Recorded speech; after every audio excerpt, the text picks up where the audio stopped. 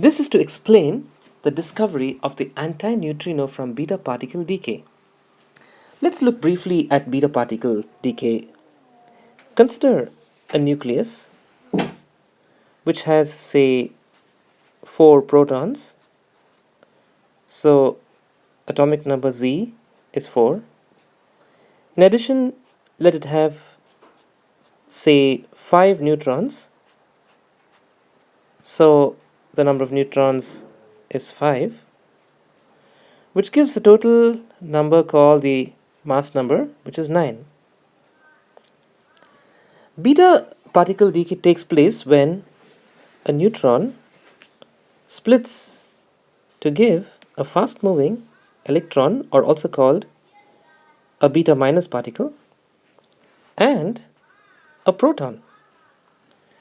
So that now the atomic number becomes 5, the number of neutrons becomes 4, leaving the mass number unchanged as 9.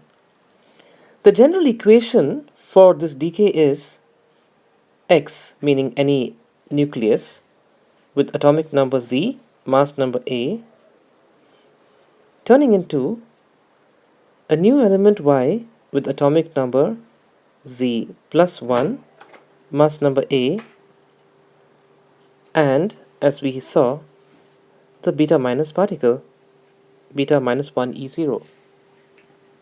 The minus 1 refers to the charge and the 0 refers to the mass.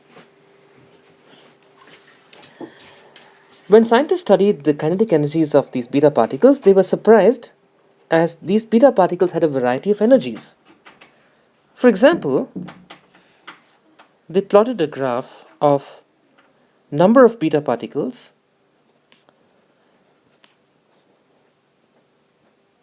versus kinetic energies of the beta particles. A column graph can be drawn, which would then look something like this. In other words, different numbers of beta particles had different amounts of energies.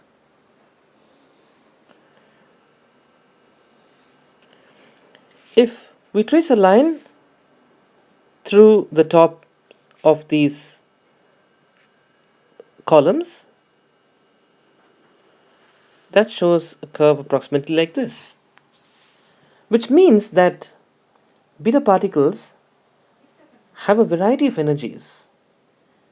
This was very puzzling because scientists couldn't justify this in simple terms. A scientist named Wolfgang Pauli said that there was a missing particle which was accounting for the energy difference, an invisible particle. 26 years later, this particle was found and was called the antineutrino.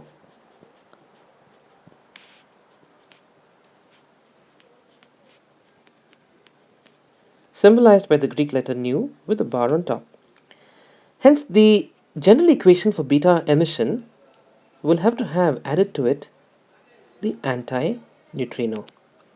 The antineutrino eluded detection for so many years because it is virtually massless and also completely chargeless.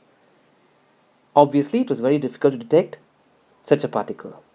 But now we know that the beta particle shares energy with the antineutrino, and different combinations of sharing are possible.